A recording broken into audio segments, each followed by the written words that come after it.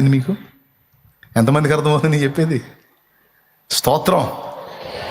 అట్లా కాకుండా ఖాళీ ఉన్నారనుకో, ఏది ఒక దర్శనం, ఒక గురి, ఒక బాధ్యత, ఒక భారం లేకుండా ఖాళీగా ఉంటే ఏముంది? ఎవడు ఎడు చూస్తున్నాడు? ఈ సూపులే సరిపోతాయి, ఈ సూపులే సరిపోతాయండి. ఏం పేరు? నీ పేరు? నా పేరా? నీ పేరేంది? స్తోత్రం. అర్థం చేసుకుంటారని చెబుతున్నాను నేను. అట్లా కాకుండా బాధ్యతలో ఉన్నవాడికి, బాధ్యతలో ఉన్నానికి ఏం పేరు? నీ పేరు? నా పేరుతో నీకెందుకురా? పగిలిపోద్ది ఎవటపు. అంతేగాని మెలికలు తిరిగేదానికి ఎక్కడుంది? నేను చెప్తున్నాను ఈరోజు, ఈ రాత్రి నిజంగా నేను వందనాలు చేసి చెప్తున్నాను. దేవుని ఏర్పాట్లో ఉన్నోళ్ళు ఈ రాత్రి అందుబాటులో ఉన్నారనుకుంటున్నాను నేను. ఈరోజు ఈ సందేశాన్ని దేవుడు ఇప్పిస్తున్నాడు. దేవుని ప్రణాళికలో ఉన్నోళ్ళు ఈ రాత్రి ఇక్కడ ఉన్నారు.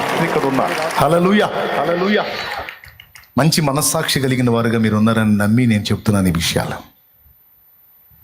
చర్చిలో ఒక అమ్మాయి కూర్చొని వాక్యం ఏంటంటే, ఎవరో ఏవేవో శబ్దాలు చేస్తుంటే కూటం అయిపోయినాక ఆ అమ్మాయి పాస్టర్ దగ్గరికి వచ్చి, మన చర్చి వాళ్ళకి డిసిప్లిన్ లేదండి, క్రమం లేదు, క్రమశిక్షణ లేదు, న్యూసెన్స్ ఎక్కువ, సౌండ్లు చేస్తూ ఉంటారు, వాక్యం వినలేరు, వాళ్ళ శబ్దాల దెబ్బకి, వాళ్ళ గొడవ దెబ్బకి అసలు కాన్సన్ట్రేషన్ కుదరట్లేదు, ఏకాగ్రత రావట్లేదు, ఇట్లయితే కష్టం కదా అందుట.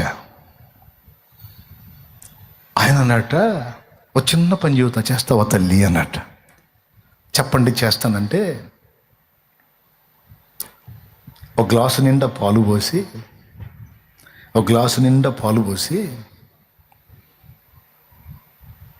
నిండా ఇక్కడ దాకా పైకల్లా పోసి, ఇది చేతిలో పట్టుకొని ఒక్క చుక్క కూడా కింద పోకుండా మందిరం చుట్టూ ఒక్కసారి తిరిగి రామ్మా అన్నట్టు. ఎందుకు అన్నట్ట. చెప్పింది చేయమ్మా అంటే ఆ గ్లాస్ పట్టుకుంది, ఒక్క చుక్క కూడా కింద పోవద్దు అన్నాడు కదా. ఇక పోనీయకుండా అలాగా తిరిగి నీట్గా వచ్చిన తర్వాత అడిగాడు, జాగ్రత్తగా తెచ్చే ఒక డ్రాప్ కూడా కింద పడుకుని అంటే, చూడండి పాస్టర్ గారు, చుట్టూ చూడండి, ఎక్కడ కూడా పొరలని లేదు, ఒక్క డ్రాప్ కూడా కింద పడలేదు, పర్ఫెక్ట్గా తీసుకొచ్చాను అన్నట్టు. సూపర్. మరి ఇది తీసుకొని తిరుగుతూ ఉన్నప్పుడు అటుపక్క సుబ్బయ్య ఇందా కేకలేసాడు, నీ కింద పడ్డదా అని అడిగాడంట. ఎవరు కేకలేశారు? నాకు తెలియదు అందంట. ఎందుకు తెలిసిద్దమ్మా? నీ దృష్టి అంతా పాల మీద ఉంది.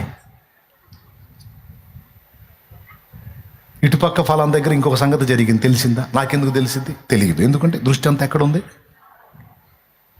నువ్వు పెట్టాల్సిన దగ్గర దృష్టి పెడితే ఎవరు ఎన్ని గోళ్ళు చేసుకున్నా అవి ఎక్కవమ్మా నీకు అన్నాడట. నీకేమైనా అర్థమైందా? ఎంతమందికి అర్థమైంది? ఇది అర్థం కాకపోవడానికి ఏం మర్మం అయింది?